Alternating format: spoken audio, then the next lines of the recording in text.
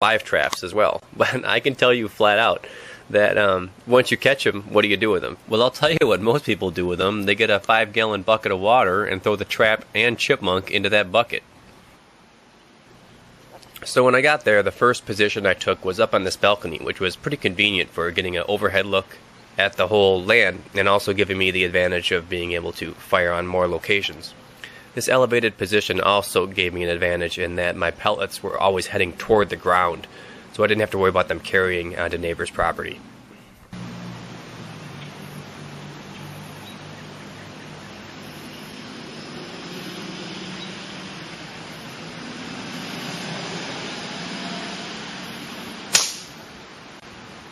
And something I've learned over time is that even though headshots do equal instant death for the animals, they frequently leave the animals squirming and kicking around on the ground due to the nature of the brain being destroyed but the nerves still firing. A lot of landowners unfamiliar with hunting look at an animal writhing around and kicking on the ground like that and they assume that it's in pain. Of course it's not. Here's one that stopped with his body 50% over the concrete and 50% over the wood shavings. I did not want to take a shot that would pass through him onto the concrete, threatening a ricochet. So I aimed this one a little bit higher, take a spine shot on him, guaranteeing that the pellet impacts the wood shavings behind him. During about a 20-minute lull, Mr. Robin here entertained me during that downtime. He flew down to the garden area here looking for some dinner, and wait till you see this. He's about to yank up a nightcrawler in slow motion. This is pretty cool, I think.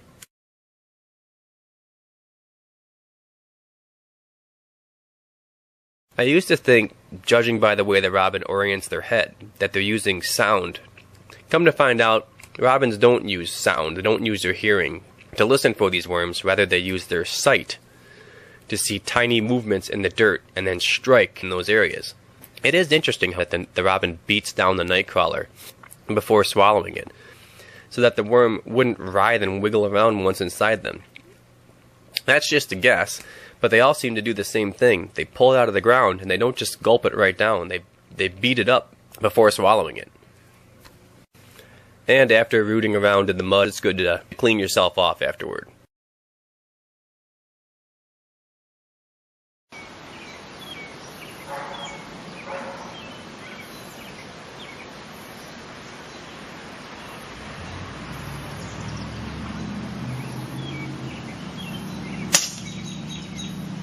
While this elevated position was a lot of fun, it was proving too slow considering the amount of animals that were on this land. So I decided to change my strategy a little bit. I decided to use this jungle gym as my blind and lay down some peanuts at the edge of the hostas to bait in as many as I possibly could. The first thing I had to do when I was inside this jungle gym though was get rid of these unwanted guests. 10 seconds in a garden hose took care of that. As usual, I work a lot faster when I don't have a scope cam attached, so I shot a few through the scope cam, then took it off and got down to business.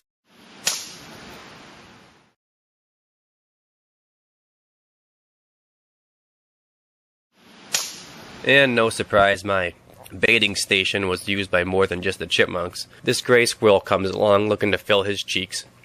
I'd have been happy to stick him and put him in my freezer, but the landowner wanted to keep him alive, so I decided just to put one across his bow to let him know I didn't want him there by my baiting station. He didn't come back after this.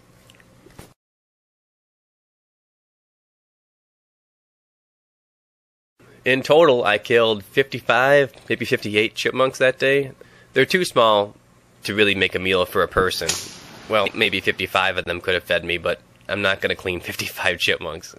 So anyway, I just picked them up, threw them in a pail, and took them to the various farms around the area that I know of to feed to their farm cats.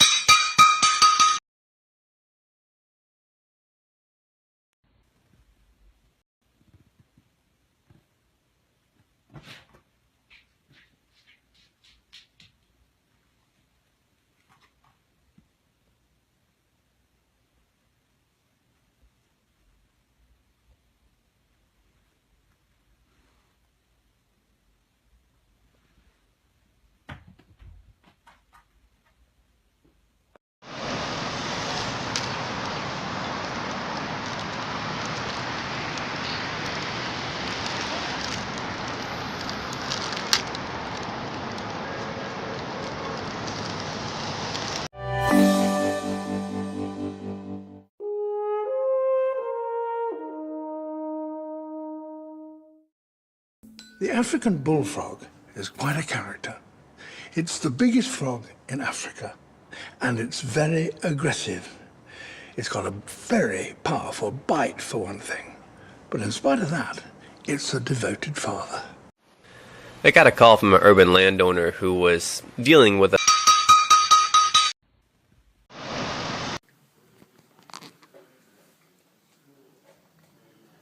There's a possum outside my parents' house.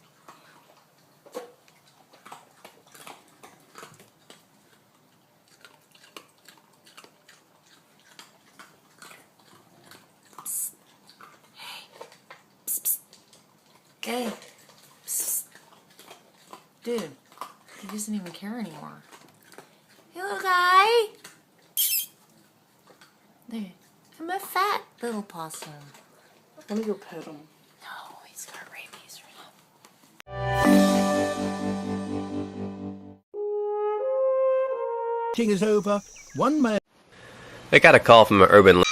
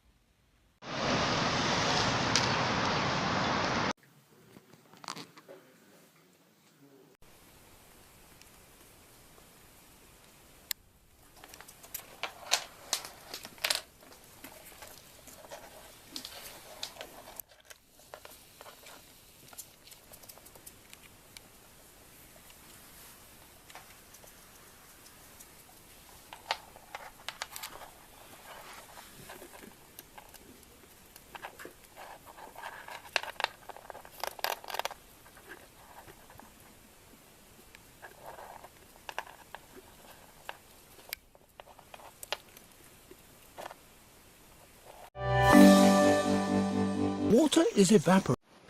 I got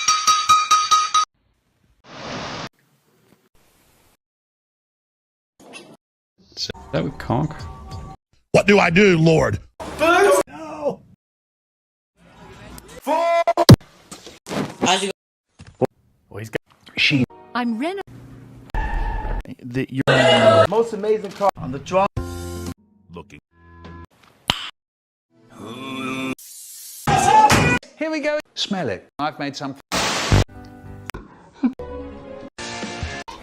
I'm gay. I'm gonna have some.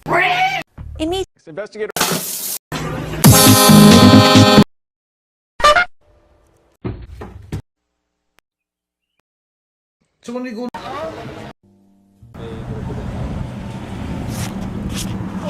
What the fuck, Richard?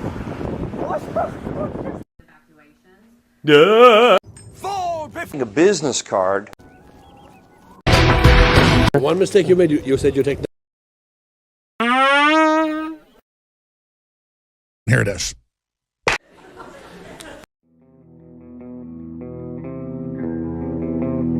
Yeah, everybody misses them. Yeah.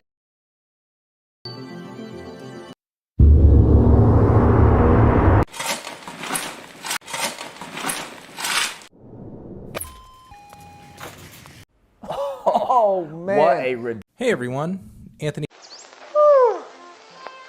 Dr. B! Dr. Bees! I'm Dr. Miles Manners, just your average wasp-themed superhero by day, but by night I become Dr. Bees, masked vigilante with a load of bees dedicated to saving mankind. Look up in the sky! It's a bird! It's a plane! It is a plane! And the plane is carrying Dr. Bees! Son, congratulations on your 3rd clean year. Thank you, Father! Have you sampled the platter? What's this? A handsome family picnic woefully underpopulated by bees? A large influx of bees ought to put a stop to that. Oh, fucking Lord! Later that very same year, on International Bring a Shit Ton of Bees to Work Day, I feel we have made a terrible mistake. Somebody do something relating to bees. What's this? An overabundance of bees in the workplace? My briefcase full of bees ought to put a stop to that. The situation has only been made worse with the addition of yet more bees. Later, that very same bee at the annual bee convention, the world's single largest gathering of bees.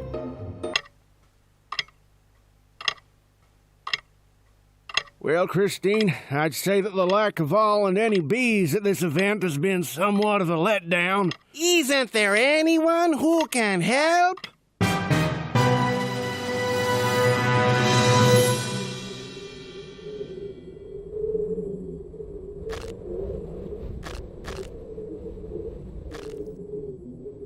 Oh.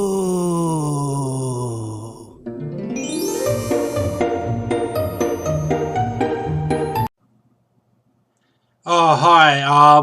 I was supposed to be eating the tub of gay time